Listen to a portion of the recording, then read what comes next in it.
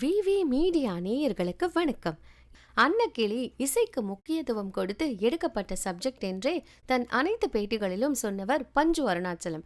எனில் அனுபவமிக்க ஜாம்பவான்களை போடாமல் இசையமைக்க புது பையன், அதுவும் கிராமத்தில் வளர்ந்த பையன், அவனை போய் போட்டிருக்கியப்பா, முதல் தேருமா என்று பலரும் பஞ்சுவை எச்சரித்திருந்திருக்கிறார்கள்.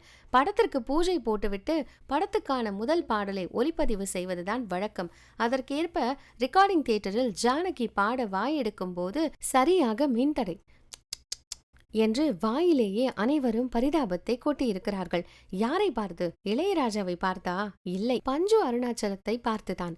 ஆனால் ராஜா தொய்வடையவில்லை, துவளவில்லை. இங்கு ஜானகியின் பொறுமையையும் தியாகத்தையும் பேசியே ஆக வேண்டும். அன்று மிக மிக பிரபலமாக இருந்த பாடகர்கள் எஸ்பிபி மற்றும் ஜானகி. சுசீலா, டிஎம்எஸ்ஸுக்கெல்லாம் கொஞ்சம் அந்திம காலம் அது. சுசீலா, டிஎம்எஸ், ஈஸ்வரி எல்லாம் ஆஸ்தான எம்எஸ்வி கேங். இவர்களுக்கு ராஜா என்றால் அன்று 10-11 தான். ஆனால் ஏனோ ஜானகியும் எஸ்பிபியும் பஞ்சுவும் ராஜாவை மிக பெரியதாக நம்பி இருந்திருக்கிறார்கள். அதுதான் வியப்பு. இன்னொரு வியப்பு, எந்த தயாரிப்பாளரை பார்த்தாலும் ராஜாவை பரிந்துரைத்த எஸ்பிபியால் இளையராஜாவின் முதல் படத்தில் பாடவியலவில்லை. 16 வயது நிலைவுக்கும் அவருடைய டேட்ஸ் இல்லாமல் இசைக்குழுவில் இருந்த மலேசியா வாசுதேவனை பாட வைத்து அதன் பின் அவரும் உச்சம் தொட்டார். பின்னாளில் இதே எஸ்பிபியின் தொண்டை பாதிக்கப்பட்டதால் அவருடைய இடத்தை மனோவை கொண்டு நிரப்பினார் ராஜா. மனோவும் கிட்டிய தமிழ் வாய்ப்பை கெட்டியாக பற்றி கொண்டார். நிற்க, நாம் அன்னக்கிளி கிட்ட போயிருவோம். அவ்வளவு பிஸியான ஜானகி ராஜாவுக்காக அன்று காத்திருந்து அந்த முதல் பாடலை பாடி கொடுத்து விட்டு போக அதன் பின் யாவும் சுபம்தான். அதனால்தான் 1976 1992 வரை மிக அதிக பாடல்களை ஜானகிக்கு மட்டுமே வழங்கிய வண்ணம் இருந்தார் ராஜா.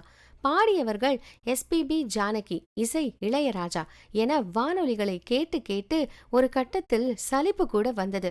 அதே நேரத்தில் சரியாக சித்ரா உள்ளே வந்தார். சரி, இதெல்லாம் அன்னக்கிளி இசைத்தட்டு வெளியாவதற்கு முந்தைய கதைகள். அந்த இசைத்தட்டு வெளியானவுடன் என்னவெல்லாம் நிகழ்ந்தன தெரியுமா? அன்று டேப் ரெக்கார்டர், கேசட் பெரியதாக அறிமுகமாகி இருக்கவில்லை. பணக்கார வீடுகளில் ரெக்கார்ட் பிளேயர்ஸும் குழல் ஸ்பீக்கரும் இருக்கும். அவர்கள் மட்டும் கேட்டுக்கொள்வார்கள். அப்போ சாமானியன் கேட்க வேண்டுமே. அவனுக்கு இருந்த ஒரே வாய்ப்பு திருமண வீடுகள், திருவிழாக்கள் தான். இத்தகைய வைபவங்களில் நீண்ட தூரம் வரை காற்றில் ஒலியை கடத்தும் குழல் ஸ்பீக்கர்களால் அன்னக்கிளி பாடல்கள் மிகவும் பிரபலமானது. அதிலும் மச்சானை பாத்தீங்களா, மலைவாழ தோப்புக்குள்ளே பாடல் குத்து ஆட்டம் போட வைத்தது. தலைவாழை இல போடுங்க, விருந்துக்கு வர சொல்லுங்க என்கிற வரிகள் வீட்டு வைபவங்களில் வரவேற்கும் வகையில் இருந்ததால் அனைத்து திருமண விழாக்களிலும் திரும்ப திரும்ப இந்த பாடல்கள் ஒலிபரப்பாகின. படம் வெளிவரும் முன்பே படத்தின் பாடல்கள் பொதுமக்களை கவர்ந்து விட்டதால் படமும் வெற்றி பெற்றது. இதற்கப்புறம்தான் சுவாரஸ்யம்.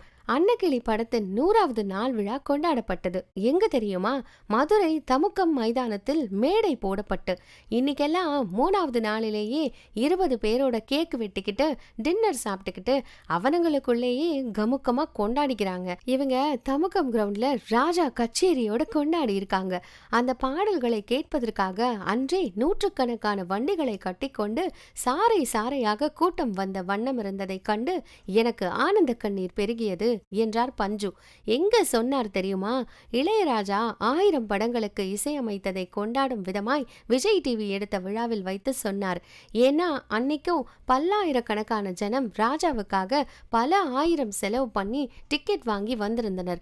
அதே போல சமீபத்தில் நான் போயிருந்த ராஜா கச்சேரியில் இந்த அன்னக்கிளி ஒன்ன தேடுதே பாடலுக்காக கிராமம் என்றால் ஓடை இருக்கும், குட்டை இருக்கும், பாடல் வரியும் நதியோரம் பிறந்தேன்னு வருது, அப்ப நீரோட்டத்தை இசையில கொண்டு வரணும்னு மெனக்கெட்டேன். அதுதான் இந்த இசை என்று பல்லவி முடிந்ததும் வரும் இசை துணுக்குகளை மீண்டும் மீண்டும் இசைத்து காட்டினார் ராஜா. கொஞ்சம் காதல், கொஞ்சம் பிரிவு, கொஞ்சம் காம நகைச்சுவை, கொஞ்சம் சோகம், கொஞ்சம் பழிவாங்கும் கிளைமேக்ஸ் என்கிற as usual Tamil movie masala. Black and white வேற. பின் படம் வெற்றி பெற எது காரணியாக இருந்திருக்கும்? நிச்சயம் இசைதானே. இனிமையான ராஜாவின் பாடல்கள் தானே. காற்றிருக்கும் வரை ராஜாவின் இசையும் அதில் இருக்கும். வாழ்க எம்மான் இளையராஜா. வேறு ஒரு தகவலுடன் மீண்டும் சந்திக்கிறேன். நன்றி, வணக்கம்.